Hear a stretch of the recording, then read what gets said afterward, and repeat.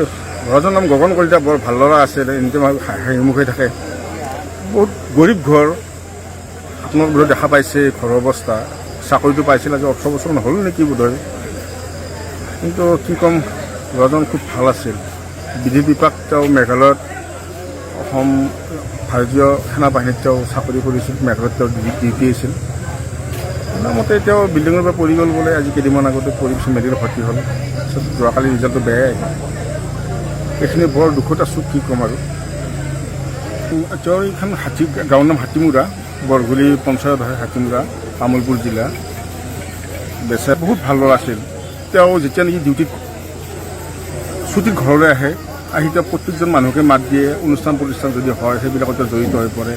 যদিও ফৌজিত চাকৰি কৰিছিল, তেওঁ কিন্তু মানুহজন একেবাৰে সামাজিক আছিল। তেওঁ সামাজিক কাম কাজত বহুত জড়িত আছিল। জীৱনত পাহৰিব নোৱাৰিম। সদায় এইটো আমাৰ চিৰস্মৰণীয় হৈ থাকিব। আমাৰ তুলসীবাৰী দুৰ্গা পূজা, তুলসীবাৰী বিহু, তৰণী, ৰাস এইবিলাকত ওতঃপ্ৰোতভাৱে জড়িত আছিল। ইয়াতে এখন বিহু হয় বহাগ মাহত, মুকলি বিহু। সেই বিহুখনটো যেনেকৈ হওক তেওঁ অফিচাৰক কাকতি মিনতি কৰি হ'লেও ছুটী লৈ আহে, বিহুখন চলায়, তাৰপিছত আকৌ গুচি যায়। তাৰমানে তেওঁৰ কথা কৈ শেষ কৰিব নোৱাৰে। বহুত ভাল ল'ৰা আছিল গগন। যিজন জোৱান শ্ৰী গগন কলিতা, তেখেত মোৰ অতি প্ৰিয় বন্ধু আছিলে। আৰু মোৰ নহয়, এইখিনি অঞ্চলৰ যিখিনি মানুহ আছে, তেখেতৰ বয়সৰ, তেখেতৰ প্ৰতিজন মানুহৰ সৈতে তেখেতৰ এটা সুমধুৰ সম্পৰ্ক। আৰু আমাৰ ইয়াত যিখিনি অনুষ্ঠান হয়, প্ৰতিটো অনুষ্ঠানতে তেখেত ওতঃপ্ৰোতভাৱে জড়িত আছিলে। তেখেতে আজি 10-12 দিন আগত যিটো এক্সিডেণ্ট হ'ল, বিল্ডিঙৰ পৰা পৰি আজি ভৰ্তি হৈ আছিলে, আমি আজি ৰাতিপুৱা গম পাওঁ যে তেখেত ঢুকাইছে। আমাৰ তুলসীবাৰীৰ ৰাইজ বা ৰঙিয়াবাসী ৰাইজে তেখেতক তাৰমানে ভাবিব নোৱাৰা এটা ফলৰ যিটো ভাবিব নোৱাৰা তাৰমানে আপোনাৰ পৰিস্থিতিৰ সৃষ্টি হৈছে। আজি মানুহ আপোনাৰ তাৰমানে প্ৰতি ঘৰ মানুহৰ ৰঙিয়া, তুলসীবাৰী, তৰণী, হাতীমুৰা, প্ৰতি ঘৰ মানুহৰ পৰা মানুহ ওলাই আহিছে তেখেতক নশ্বৰ দেহটো চাবলৈ। কি ক'ম, ভাষাৰে বুজাব নোৱাৰোঁ। তেখেত এজন তাৰমানে সৈনিকৰ উপৰিও সামাজিকভাৱে বহুত তাৰমানে জড়িত ব্যক্তি আছিলে। 2011ৰ পৰা আজিলৈকে তেখেতে অন ডিউটি। ল'ৰাজনৰ নাম গগন কলিতা, বৰ ভাল ল'ৰা আছিল, এনিটাইম হাঁহিমুখ হৈ থাকে। বহুত গৰীব ঘৰ, আপোনালোকে দেখা পাইছে ঘৰৰ অৱস্থা।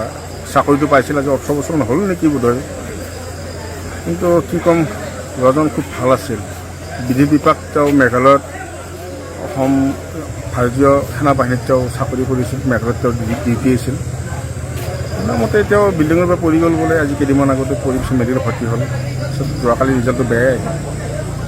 এইখিনি বৰ দুখত আছোঁ, কি ক'ম আৰু। তেওঁৰ এইখন গাঁৱৰ নাম হাতীমুৰা, বৰগুলি পঞ্চায়ত হয় হাতীমুৰা, তামুলপুৰ জিলা। বেচা বহুত ভাল ল'ৰা আছিল।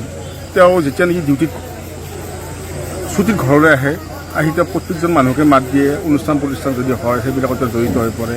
যদিও ফৌজিত চাকৰি কৰিছিল, তেওঁ কিন্তু মানুহজন একেবাৰে সামাজিক আছিল। তেওঁ সামাজিক কাম কাজত বহুত জড়িত আছিল। জীৱনত পাহৰিব নোৱাৰিম। সদায় এইটো আমাৰ চিৰস্মৰণীয় হৈ থাকিব। আমাৰ তুলসীবাৰী দুৰ্গা পূজা, তুলসীবাৰী বিহু, তৰণী, ৰাস এইবিলাকত ওতঃপ্ৰোতভাৱে জড়িত আছিল। ইয়াতে এখন বিহু হয় বহাগ মাহত, মুকলি বিহু। সেই বিহুখনটো যেনেকৈ হওক তেওঁ অফিচাৰক কাকতি মিনতি কৰি হ'লেও ছুটী লৈ আহে, বিহুখন চলায়, তাৰপিছত আকৌ গুচি যায়। তাৰমানে তেওঁৰ কথা কৈ শেষ কৰিব নোৱাৰে। বহুত ভাল ল'ৰা আছিল গগন। যিজন জোৱান শ্ৰী গগন কলিতা, তেখেত মোৰ অতি প্ৰিয় বন্ধু আছিলে। আৰু মোৰ নহয়, এইখিনি অঞ্চলৰ যিখিনি মানুহ আছে, তেখেতৰ বয়সৰ, তেখেতৰ প্ৰতিজন মানুহৰ সৈতে তেখেতৰ এটা সুমধুৰ সম্পৰ্ক। আৰু আমাৰ ইয়াত যিখিনি অনুষ্ঠান হয়, প্ৰতিটো অনুষ্ঠানতে তেখেত ওতঃপ্ৰোতভাৱে জড়িত আছিলে। তেখেতে আজি 10-12 দিন আগত যিটো এক্সিডেণ্ট হ'ল, বিল্ডিঙৰ পৰা পৰি আজি ভৰ্তি হৈ আছিলে, আমি আজি ৰাতিপুৱা গম পাওঁ যে তেখেত ঢুকাইছে।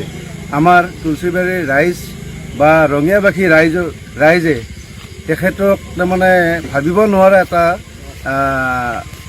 ফলৰ যিটো ভাবিব নোৱাৰা তাৰমানে আপোনাৰ পৰিস্থিতিৰ সৃষ্টি হৈছে।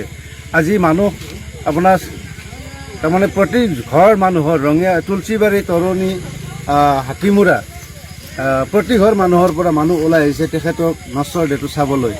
কি ক'ম, ভাষাৰে বুজাব নোৱাৰোঁ।